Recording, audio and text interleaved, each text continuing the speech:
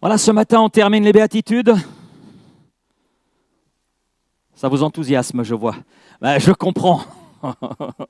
Je comprends. D'autant plus que les béatitudes se terminent avec ce verset, Matthieu 5, verset 10. « Heureux ceux qui sont persécutés pour la justice, car le royaume des cieux est à eux. » C'est une conclusion quand même très bizarre, non? Ça nous secoue un peu, non? Ça nous secoue un peu. Oui, nous nous arrêtons donc sur une parole, c'est vrai, qui est à la fois bousculante, mais réconfortante. Heureux ceux qui sont persécutés pour la justice, ça nous bouscule, car le royaume des cieux est à eux, ça c'est réconfortant. Hein? Et c'est une parole qui n'a rien à voir avec nos logiques humaines. D'ailleurs, si on regarde un petit peu les béatitudes, si on revient en arrière par rapport à tout ce que l'on a vu, chacune des béatitudes ne correspond pas à notre logique humaine. Ça va en opposition d'ailleurs avec toute logique humaine. Heureux les affligés. Heureux les doux. Ça va à l'encontre de tout ce que nous voyons autour de nous, des conceptions qui sont là données par notre monde. Alors là, c'est la dernière béatitude. C'est une dernière qui bouscule. Heureux les persécutés, heureux ceux qui souffrent à cause de la justice. Et il faut dire que dans notre monde, et nous-mêmes parfois, nous associons le bonheur à la réussite, le bonheur à la tranquillité, à la reconnaissance, au confort. Et puis en cette période de vacances, nous associons facilement le bonheur à rester cool. Farniente, non? D'ailleurs, quand on est assis dans un transat sur le bord de la mer, certains disent « Waouh, quel bonheur !» Non? Reprenez-moi si je me trompe. Hein? Parce que nous associons facilement le bonheur aux conditions dans lesquelles nous vivons. Il fait trop chaud. Vous avez remarqué? C'est la canicule. Donc, on est malheureux. Il fait trop froid. On est malheureux. On associe le bonheur, le fait d'être heureux, aux circonstances dans lesquelles nous vivons. Mais les béatitudes nous montrent que le bonheur du chrétien ne dépend pas fondamentalement des circonstances, et heureusement, et c'est encore plus vrai avec le verset qui nous occupe ce matin. Nous sommes bien obligés de reconnaître que bonheur et persécution, dans notre logique humaine, ce n'est pas un bon mariage. C'est pas un bon mariage.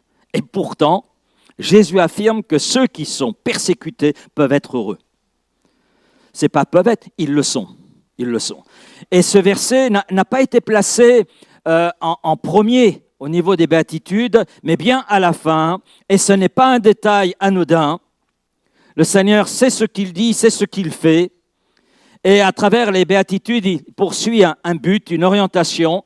Et chaque parole de la bouche de Jésus a sa place. Et cette parole de Jésus, verset 10, qui arrive et qui conclut les béatitudes qui constituent l'introduction du sermon sur la montagne, Matthieu 5, 6, 7, ce n'est pas une erreur de la part de Jésus. Cette parole au verset 10, c'est comme si Jésus nous disait « Voilà jusqu'où va la vie du disciple. Voilà ce que le monde fera à ceux qui m'appartiennent, mais voilà la récompense qui attend ceux qui m'appartiennent. » Il faut se rappeler que les béatitudes nous montrent à quoi ressemble la vie du disciple de Jésus-Christ. Vous avez remarqué, on dit souvent dans la louange et assez facilement « Je t'aime Seigneur, je t'aime de tout mon cœur ». Et là, le Seigneur, quelque part à travers ce verset 10, nous dit « Mais est-ce que ce bonheur, ce fait d'être heureux, dépend des circonstances ou est le résultat de cette relation que tu as avec moi ?» Parce qu'un disciple, c'est une personne qui a fait le choix volontaire et conscient de laisser Christ régner sur sa vie. Amen. Et c'est là la clé du bonheur selon Jésus. Pour la question qui nous intéresse ce matin, ce n'est évidemment pas la persécution, on est d'accord là-dessus, je pense, qui rend le chrétien heureux. Non. C'est le règne de Christ dans notre vie qui nous rend heureux. C'est la présence de Christ qui est rendue réelle par le Saint-Esprit qui nous rend heureux. C'est là que se trouve la source du bonheur. Jésus, en disant heureux en relation avec la persécution, décrit un état profond, une réalité intérieure, une stabilité spirituelle, une pleine satisfaction que les circonstances extérieures ne peuvent pas atteindre. Jésus ne dit pas « ils ne souffrent pas », il ne dit pas « ils sont épargnés », il dit « ils sont heureux même au cœur de la persécution ». Ça veut dire qu'il existe une joie que les circonstances ne peuvent pas détruire, heureusement. La persécution ne crée pas le bonheur dans la vie des disciples de Jésus-Christ, mais elle ne peut pas non plus leur enlever. Et en disant cela, je prendrai un exemple. Un exemple que nous connaissons bien, et je reviens sur cet exemple qui est dans Daniel chapitre 3. On a 3 amis, les 3 amis de Daniel, et ils vivent un moment difficile. Shadrach, Meshach, Abednego. Le roi Nebuchadnezzar se fait construire une statue en or.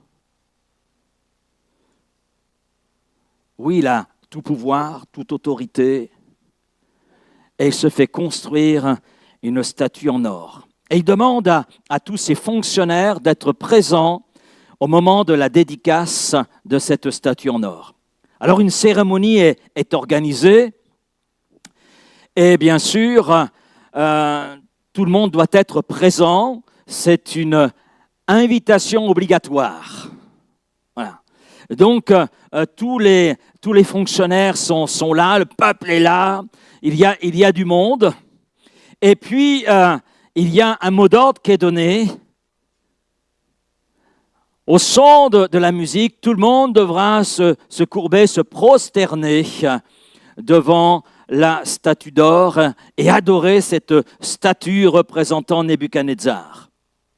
Et les 3 amis de Daniel, Shadrach, Meshach, Abednego, refusent. Ils refusent d'obéir à l'ordre parce qu'ils aiment Dieu. Ils aiment Dieu. Et ils ne veulent pas se corrompre dans leur foi. Et Shadrach, Meshach et Abednego furent bien sûr accusés un peu de trahison, de rébellion, mais malgré les menaces du roi, ils ne changèrent pas d'avis. Et leur réponse au roi Nebuchadnezzar mérite notre attention parce qu'elle met en évidence justement cette quiétude, ce bonheur intérieur qui était là dans le cœur de Shadrach, de Meshach, Abednego, qui ne dépendait pas des menaces, qui ne dépendait pas des circonstances dans lesquelles ils se trouvaient. Au verset 17 de Daniel 3, il est dit « Voici notre Dieu que nous servons peut nous délivrer de la fournaise ardente. » C'est plus que la canicule. Hein? Et il nous délivrera de ta main, ô roi. Waouh, quelle assurance! C'est au roi qu'il s'exprime. Sinon, c'est-à-dire s'il en est autrement selon la volonté de celui que nous servons et que nous aimons, sache au roi que nous ne servirons pas tes dieux et que nous n'adorerons pas la statue d'or que tu as élevée. C'est clair, c'est net, c'est précis. Amen. Accomplir la volonté de Dieu dans l'obéissance, c'était une priorité pour ces 3 hommes. Ils étaient parfaitement conscients de la situation et ils exprimèrent leur position, leur foi avec assurance et avec cette paix intérieure, avec une joie intérieure, parce qu'ils étaient, excusez-moi pour l'expression, dans les clous avec Dieu.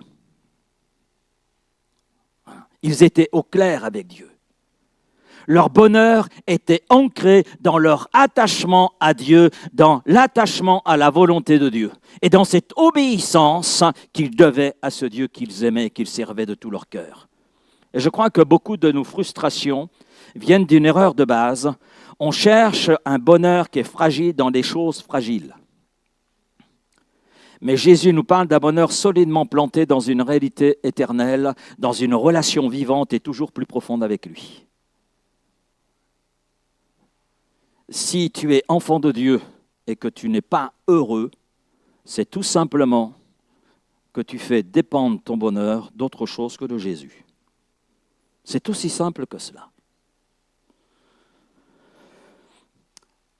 Le premier point ce matin, c'est la persécution aujourd'hui. Parce qu'il est dit « heureux les persécutés ». Heureux les persécutés. À première vue, la persécution, ça ne nous concerne pas, c'est vrai. Hein? Ça concerne les autres, c'est au loin. C'est en Iran, en Arabie Saoudite, en Afghanistan, en Corée du Nord, mais nous en France. En France. Oui, à première vue, la persécution peut sembler être un sujet qui ne nous concerne pas directement. Nous sommes ici, à Vitrolles. Nous vivons dans un pays où nous bénéficions d'une certaine liberté. C'est vrai, vous n'avez pas regardé derrière vous, autour de vous, en venant à ce lieu ce matin. Je pense que personne ne l'a fait. Si vous vous êtes retourné, c'est pour vérifier si votre voiture était vraiment fermée. Mais vous êtes rentré en ce lieu en toute sécurité, sans vous poser la question, vais-je rencontrer un problème, une opposition? Non, on est rentré là parce qu'on bénéficie d'une liberté, on nous dit une liberté de conscience, une liberté d'expression. Nous pouvons pratiquer notre foi, nous réunir et parler de Jésus comme nous le faisons ce matin, amen. On peut chanter à plein poumon, on peut le louer à haute voix, amen. Amen. Nous sommes libres d'être chrétiens. Bien sûr, cette liberté n'est pas toujours aussi simple qu'elle peut le paraître. Nous rencontrons parfois des difficultés liées notamment à la manière dont la laïcité est comprise, mais également appliquée. Mais malgré ces quelques difficultés, nous avons quand même une vie relativement confortable. Vous êtes d'accord? Mais nous devons tenir compte de deux choses. Notre liberté est relative et fragile. Tout peut changer rapidement. Et il y a des changements qui sont en train de s'opérer, qui sont insidieux, mais qui sont réels. Il y a des sujets, en fonction de la manière dont je vais les aborder, ça peut être délicat pour moi. Merci de préparer les oranges. Je suis conscient de cela. Parce qu'on a aujourd'hui des gens qui se mêlent et qui regardent de près le message même de l'Évangile. Et que certaines choses qui nous sont présentées par Dieu dans sa parole, ils ne veulent pas que les choses soient exposées. Donc notre liberté est relative et fragile. Et puis nous devons tenir compte d'une deuxième chose, c'est que la situation est bien différente dans de nombreux pays.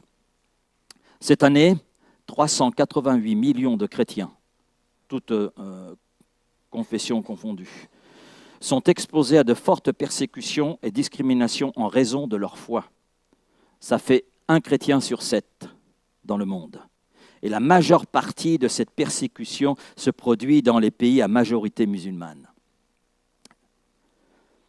Le Parlement européen, il n'y a pas si longtemps que cela, c'est en 2025, a adopté une résolution disant que les chrétiens constituent le principal groupe religieux persécuté au monde. Est-ce pour autant que les gouvernements protègent les chrétiens? Ça, c'est une autre histoire. Dans certains pays, comme la Chine, les chrétiens connaissent la persécution depuis des décennies. Et ils considèrent la persécution comme faisant partie de la réalité de leur vie quotidienne. Ça fait partie de la vie chrétienne. Pour eux, comme ça fait des décennies qu'ils vivent comme cela, mais c'est la même chose au Vietnam. La persécution, ça fait partie de la vie chrétienne. Et malgré la persécution, l'Église grandit. L'Église grandit. Elle continue de grandir. Donc il faut se dire que la persécution est une possibilité. Et Jésus lui-même a averti ses disciples. Et par extension, il nous avertit nous aujourd'hui. Dans Jean chapitre 15, les versets 18 à 20, Jésus dit « Si le monde vous hait, sachez qu'il m'a haï avant vous. Si vous étiez du monde, le monde aimerait ce qui est à lui. Mais parce que vous n'êtes pas du monde et que je vous ai choisi du milieu du monde, à cause de cela, le monde vous hait. Souvenez-vous de la parole que je vous ai dite. Le serviteur n'est pas plus grand que son maître. S'ils m'ont persécuté, ils vous persécuteront aussi. S'ils ont gardé ma parole, ils garderont aussi la vôtre. » Jésus présente deux possibilités. Lorsque nous affirmons notre foi, certains entendront la vérité, l'accepteront. Amen. Et on prie dans ce sens. Mais d'autres l'entendront et la rejetteront. Vous avez certainement vécu cela. Et certains de ceux qui rejetteront manifesteront une opposition.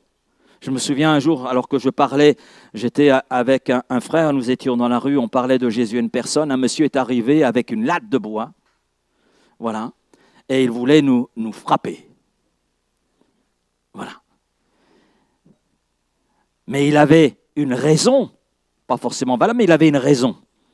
Et dans ces moments-là, Dieu sait aussi manifester sa présence. Et j'ai simplement dit, nous n'en sommes pas.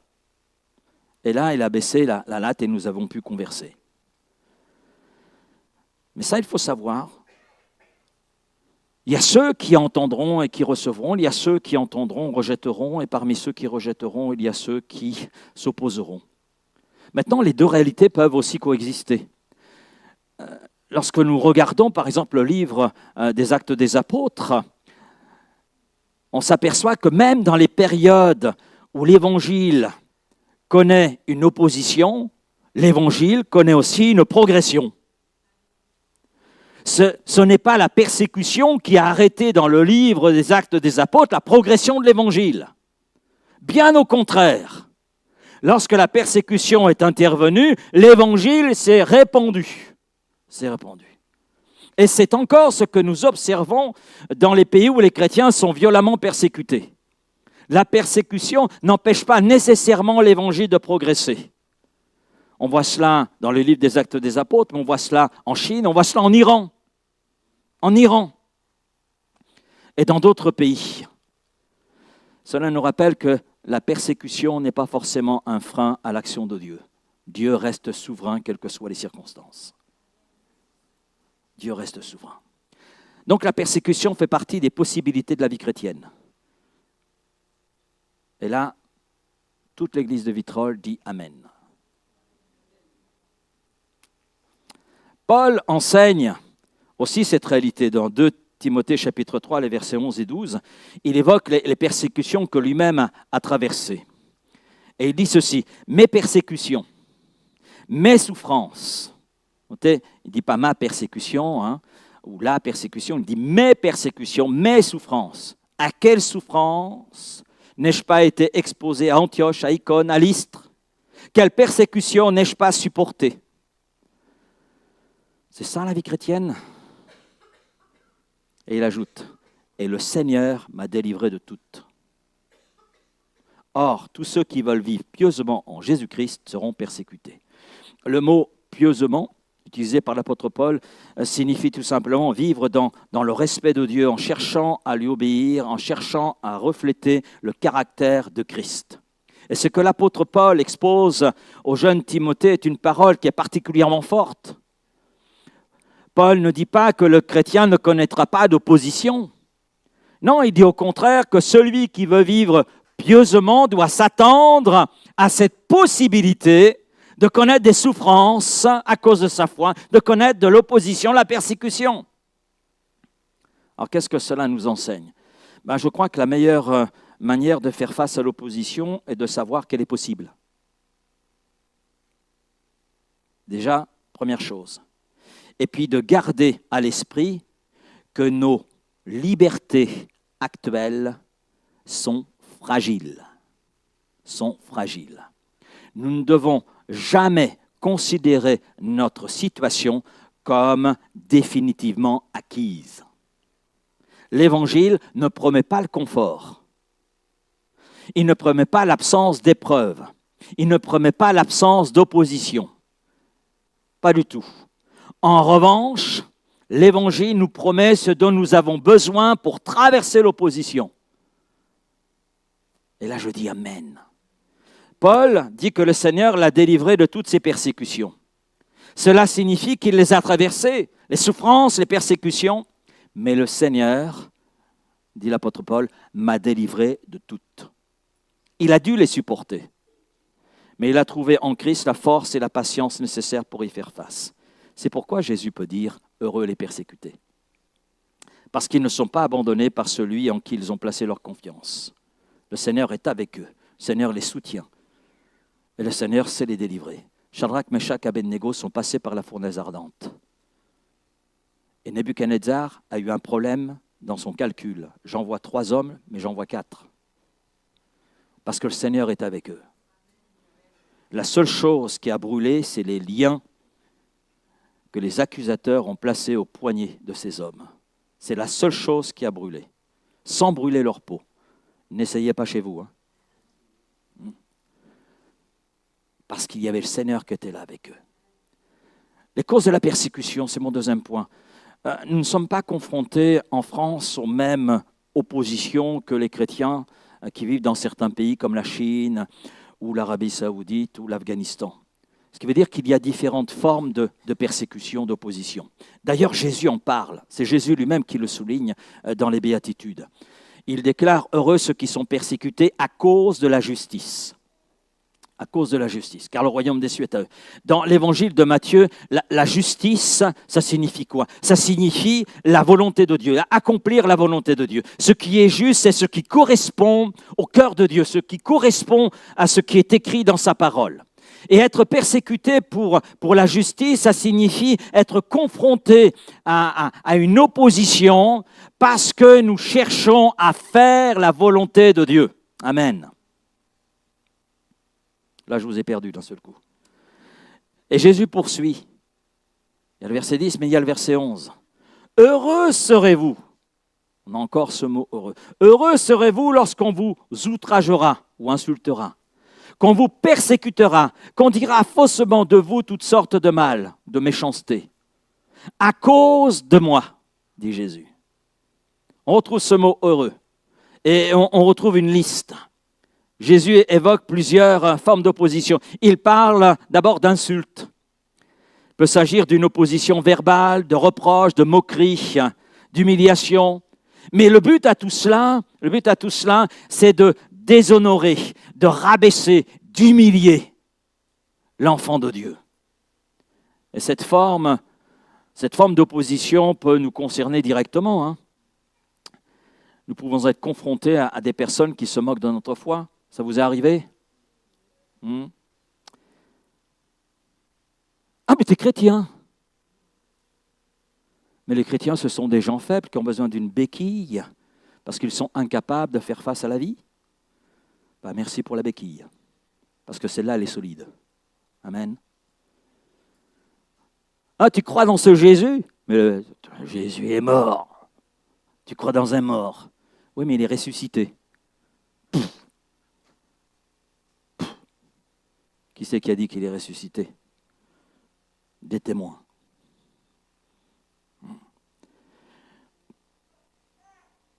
Nous pouvons être pris de haut aussi. Vous arrivez? Nous pouvons être ridiculisés. Ce n'est peut-être pas une persécution violente, mais ça peut néanmoins toucher notre estime de nous-mêmes. Et ça peut faire mal. Ça peut faire mal. Et ça peut nous conduire à nous poser des questions. Ça vaut vraiment la peine de placer sa foi en Jésus-Christ. Depuis que je crois en Jésus, j'ai plus de problèmes qu'avant. Oui, avant tu étais mort spirituellement, donc il y en a un qui te laissait tranquille dans ton ronron. Parce que tu es déjà perdu pour l'éternité. Donc il n'avait aucune raison de te réveiller. Eh oui. Puis Jésus parle ensuite de persécution au sens propre. Il parle d'une opposition qui cherche à poursuivre. Il dit, lorsqu'on vous outragera, insultera. Bon, les insultes. Qu'on vous persécutera. Là, il monte d'un cran. Le mot persécuter ici à l'idée de poursuivre, à l'idée de traquer, comme le chasseur qui traque le gibier. C'est cela en fait. Celui qui harcèle. On pourrait traduire « heureux les harcelés », bien sûr à cause de la foi. Et dans notre contexte, cela peut prendre des formes différentes. Ça peut être un collègue. Ouais, il sait que tu es chrétien et il guette la moindre de tes erreurs pour t'envoyer un bon scud et te faire mal. Cela peut être un supérieur qui cherche un prétexte pour critiquer et voire même t'évincer. Cela peut être une pression exercée par les membres de notre famille qui n'acceptent pas notre conversion, notre engagement chrétien. Lorsque je suis venu à la foi en Jésus-Christ, la première réponse de mes tantes a été « Tu abandonnes la tradition de tes pères ».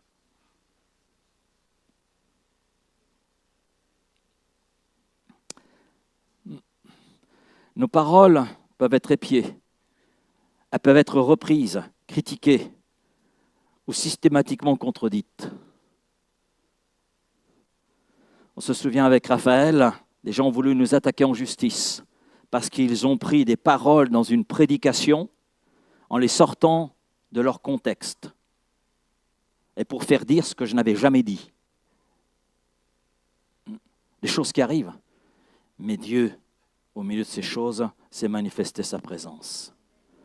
Mais l'objectif de tout cela, parce que derrière cela, il faut comprendre aussi quel est l'objectif. L'objectif est de nous décourager et de nous pousser à abandonner la foi, à nous dire « mais ça ne vaut pas la peine, ça ne vaut pas la peine ». Puis Jésus parle également de ceux qui répandent faussement toutes sortes de méchanceté. Et qu'on dira faussement de vous toutes sortes de mal, de méchanceté à cause de moi. Là, il s'agit de rumeurs, de calomnies, de préjugés. Bon, sur ce plan, à vrai dire, il n'y a rien de nouveau. Rien de nouveau. Autant des premiers chrétiens, autant du livre des Actes des Apôtres, les chrétiens étaient accusés de se réunir secrètement et d'être des cannibales. Ben oui, à cause de Jean 6. Manger ma chair. Ils ont été accusés de commettre des meurtres. Ah oui, si on est cannibale, on a besoin de viande à manger. Voilà. Donc il y a eu toutes sortes de rumeurs comme cela. De rumeurs, d'accusations, parce que la foi dérange. Bon, c'est un exemple parmi d'autres. Bon, aujourd'hui, il y a aussi plein de rumeurs. On peut entendre que les églises, si vous ne le saviez pas, je vous le dis, les églises profitent des faibles. Vous le saviez? Ces rumeurs, ça circule. On peut entendre que les pasteurs sont des manipulateurs et des profiteurs. Ça, c'est pas nouveau, on l'entend depuis l'apôtre Paul. On peut entendre que les chrétiens sont étroits d'esprit. On peut également entendre toutes sortes de clichés sur les évangéliques, sur les églises. Beaucoup d'amalgames. Ouais. Mais ces accusations sont souvent quoi?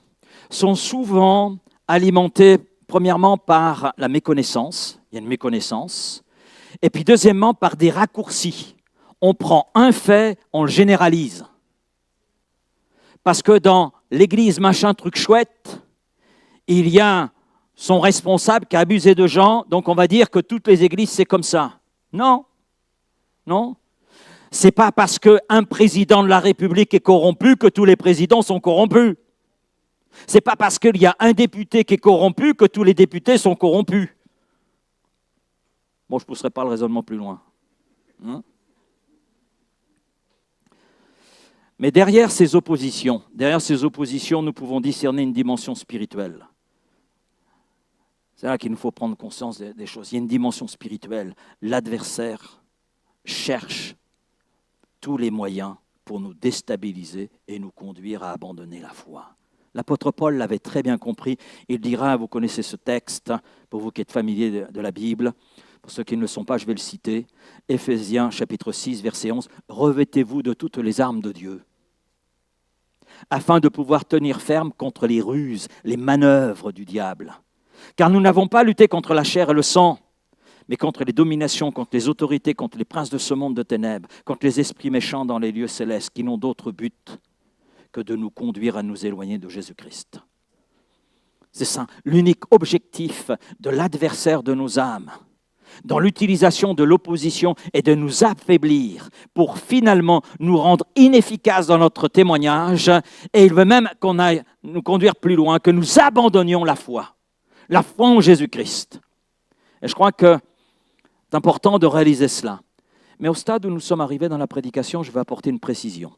Elle me semble importante. Tout rejet, toute opposition n'est pas une persécution, telle que Jésus nous présente les choses. Je m'explique. Parfois, on souffre à cause de notre manque de sagesse. On souffre à cause de nos attitudes, de conflits évitables. C'est l'apôtre Pierre qui en parle. Que nul de vous, en effet, ne souffre comme meurtrier ou voleur ou malfaiteur, ou comme s'ingérant dans les affaires d'autrui, se mêlant de ce qui ne le regarde pas. Mais si quelqu'un souffre comme chrétien, qu'il n'en ait point honte, et que plutôt il glorifie Dieu à cause de ce nom. Ce qui veut dire que nous devons, c'est important, éviter de spiritualiser toutes les conséquences de nos mauvais choix. Je vais donner des exemples. Si quelqu'un commet un vol et se retrouve en prison, il ne peut pas dire « je suis persécuté parce que je suis chrétien ». D'abord, si tu es chrétien et que tu es voleur en prison, tu dois premièrement te repentir. Deuxièmement, assumer ta responsabilité, les conséquences de ton inconséquence. Ce n'est pas une persécution, on est d'accord ? Là, Jésus n'a rien à voir. Il fallait y penser avant. Avant de voler, Seigneur, est-ce que je peux aller voler ? Ben non. Eh oui. Prendre un autre exemple, vous voulez ? Si un chrétien a un mauvais caractère, il y en a ? Ne levez pas la main. Si un chrétien a un mauvais caractère, s'il critique constamment, s'il est arrogant, et s'il prend les autres de haut, il ne faut pas qu'il interprète la réaction des autres comme étant la persécution. Non, je crois qu'il a besoin de prendre du temps dans le jeûne et la prière, de dire « Seigneur, change mon caractère » parce qu'il est insupportable pour les autres. Et je fais plus de mal que de bien. Et je ne glorifie pas ton nom. Et là, je dis « Amen » à cette prière. Amen à cette prière. De même, si quelqu'un veut témoigner de sa foi, ça arrive quelquefois, témoigner de sa foi, mais cherche à imposer l'évangile de façon agressive. Non mais Raphaël, si tu ne crois pas en Jésus, tu vas en enfer.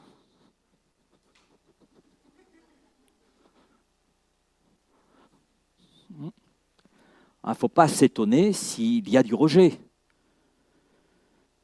ne faut pas s'étonner si on trouve de l'opposition. Il ne faut pas s'étonner s'il y a des réactions qui peuvent nous surprendre. Il ne faut pas dire « Seigneur, je suis persécuté ». Non, mais change ta manière de présenter l'évangile. Est-ce que Jésus est venu avec la batte de baseball et t'a dit « Si tu ne crois pas, je me charge de toi » ? Non. Il nous a tendu la main, il a vu notre misère. C'est ça. Dieu prouve son amour dans le fait qu'il a donné son Fils Jésus. Et Dieu se propose à nous. Se propose de changer, de transformer notre vie.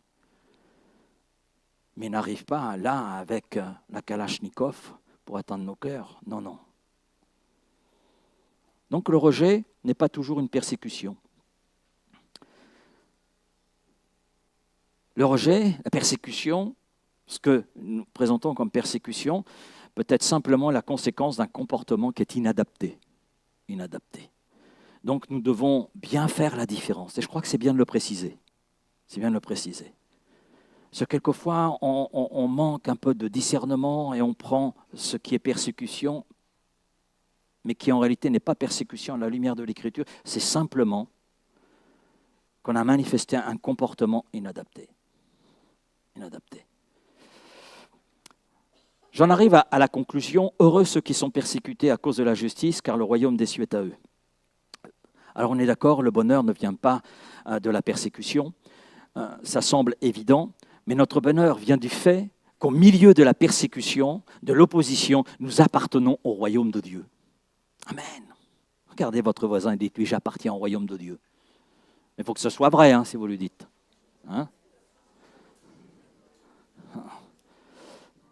Nous pouvons être rejetés, c'est vrai, par certains. Nous pouvons rencontrer de l'opposition à cause de notre foi, mais une chose est certaine, nous sommes accueillis par Dieu qui en Jésus-Christ a prouvé son amour. Et le prouve encore. Nous pouvons être incompris par les hommes, mais nous sommes connus de Dieu et compris par Dieu. Il nous connaît mieux que quiconque. Il connaît les moindres espaces de notre cœur, de notre esprit. Il nous connaît parfaitement. Il sait même le nombre de cheveux que tu as sur ta tête.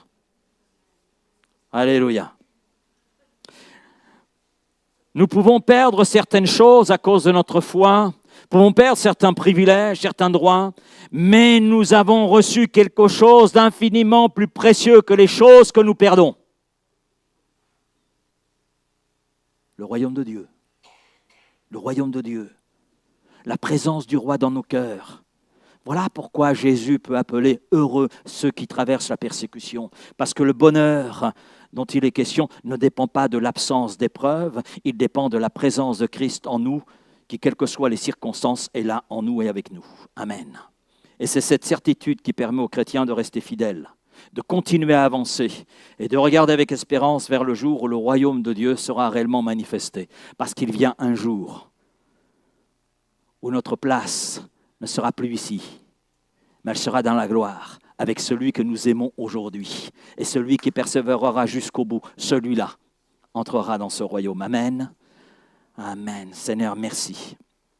Merci pour ta parole ce matin. Merci pour ce que tu nous enseignes à travers elle. Merci, Seigneur, même si ça nous bouscule, Seigneur, ta parole n'est pas là pour nous caresser quelque part dans notre sens, mais elle est là pour nous instruire, elle est là pour nous reprendre, elle est là pour nous conduire dans une meilleure compréhension de qui tu es, une meilleure compréhension de ta volonté et d'entrer plus en avant dans cette obéissance qui te plaît, qui réjouit ton cœur. C'est vrai, Seigneur, tu nous parles d'opposition, tu nous parles de persécution, tu nous parles de choses pour lesquelles nous avons des frères et des sœurs qui vivent ces choses pleinement et depuis des décennies.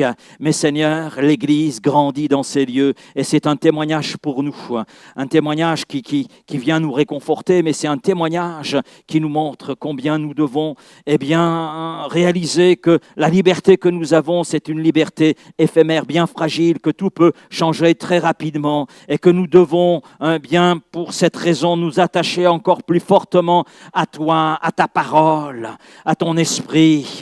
Oui, Seigneur, obéir de façon encore plus profonde à ta volonté, afin d'être de ceux qui ne se laisseront pas emporter à la fois à tout vent de doctrine, mais par les circonstances, parce qu'elles seront là difficiles. Non, nous voulons être de ceux qui voient ta présence, voient cette réalité, Seigneur, qu'a pu voir Shadrach, Meshach, Abednego alors qu'ils traversaient la fournaise.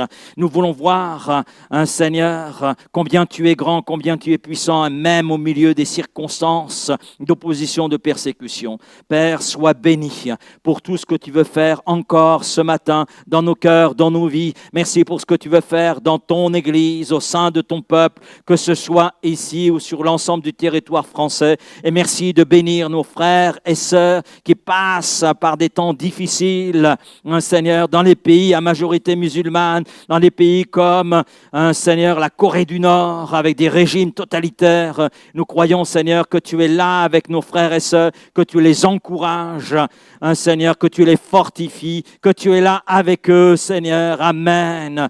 Merci, oh notre Dieu et Père, pour tout ce que tu es, tout ce que tu révèles de ta personne et de ton œuvre encore aujourd'hui. Je te dis Amen. Amen.